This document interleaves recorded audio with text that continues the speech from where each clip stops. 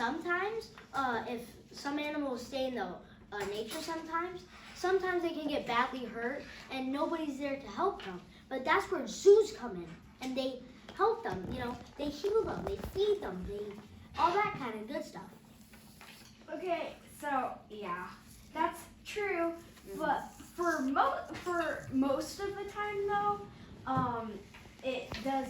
zoos do more harm than good to animals because they mistreat the animals and they can be really horrible. But yeah, It's all right.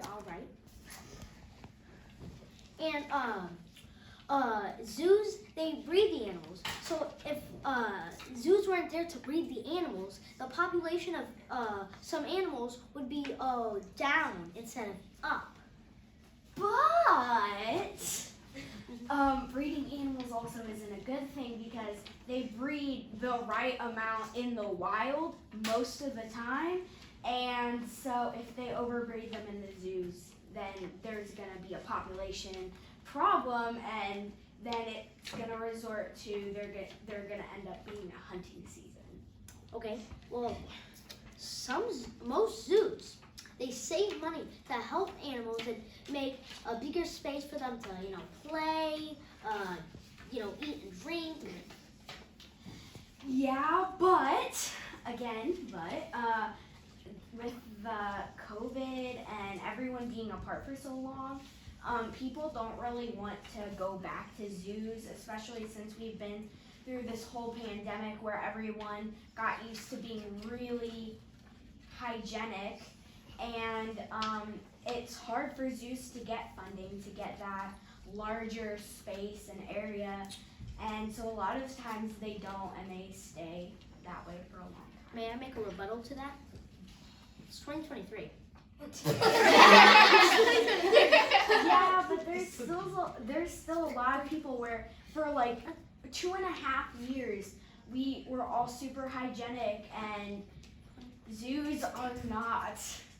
So, all right, I can start now, right? Yeah. Okay. So my first statement is that zoos treat animals very, very, very poorly.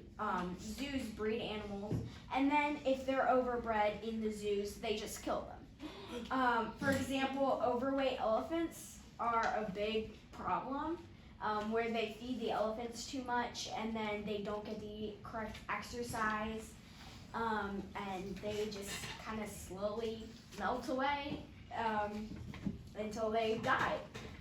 Zoos don't really prepare animals. I'm not done. Oh. Zoos don't really prepare animals to return to the wild, and that's a big part of helping animals is that they need to be in a natural habitat, and yeah. Well, to the first thing, the elephants thing, I just think they eat too much. I don't think they feed them too much. I mean, I have to say. I'm joking. Wait, what were you going to say though? I was going to say that they can't eat too much I know. if the zoos give them the correct amount. I was joking. Yeah, that's some zoos. But the other, side of zoos are, they're good. They, they don't overfeed them. And, yeah. But that's the smaller side of zoos. And so the majority of zoos are not as good. Which brings me to my second point, which they have really poor mental health a lot of times, where zoos zoos raise the animals with a poor mental health, not really knowing how to treat them with a good health. And one of the things that are a result of this is zoochosis. It's a neurotic disease where they start these atypical behaviors that occur as a result of boredom, depression, frustration, and a lack of mental and physical enrichment and removal from habitat. So if they're not in their correct habitat, or even something that has enough space for them, they can get really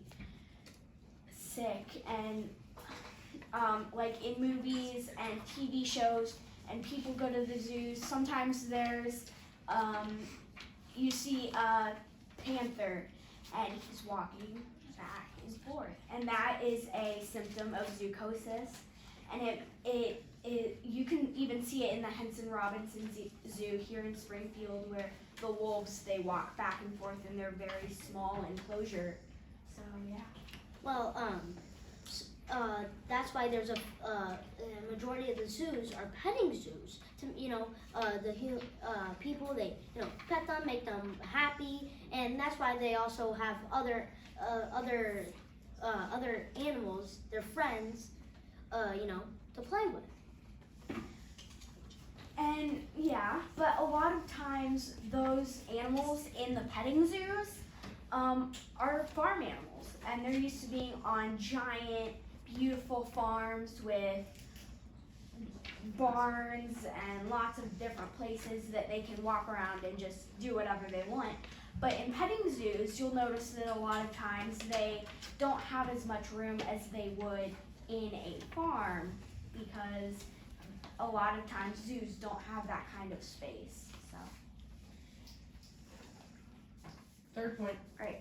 My third point is sanctuaries.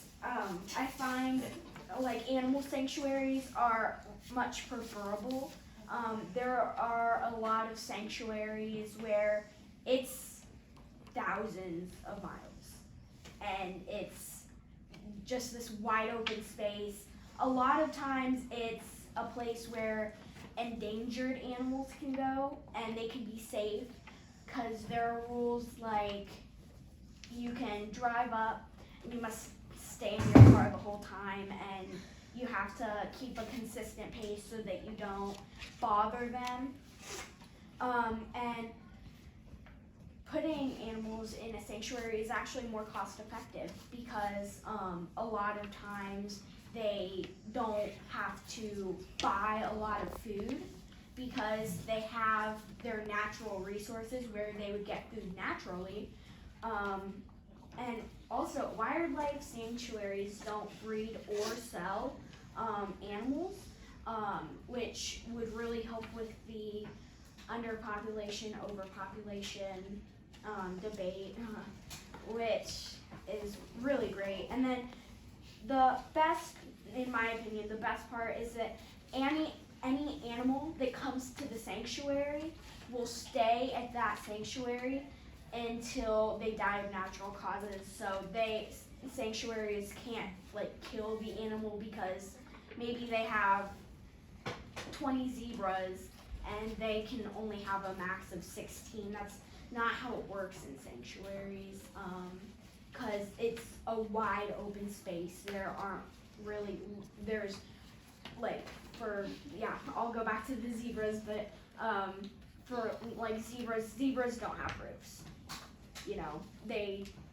Where they're originated from, they don't live under a roof, and they don't need anything like that, and that's more expensive to buy, because it doesn't, if you think rain is gonna make them uncomfortable, it's not really, because they're used to it. So they don't need a roof, and that's much more expensive. So, yeah. Okay, well, what was the point I was gonna make? If you're like me, you're gonna, because most of your family is allergic to the actual animals you could have, so you would want to go to a petting zoo, so you could actually pet them, and that would make more money, which they could spend that on the animals. And I agree, but there's not a lot of people who work, if you work at a sanctuary, you aren't working with the animals, you're working to kind of make a barrier around animals, and if they're endangered, things that could potentially harm them. So you, it's, for example, in a petting zoo, there might be a sheep. Sheep aren't really in need of protection, so they wouldn't be in a sanctuary. About the zebras with not the roof or anything, what if it hails? It's most likely not because sanctuaries hold animals that are specific to the climate that the sanctuary's in. Okay, good job.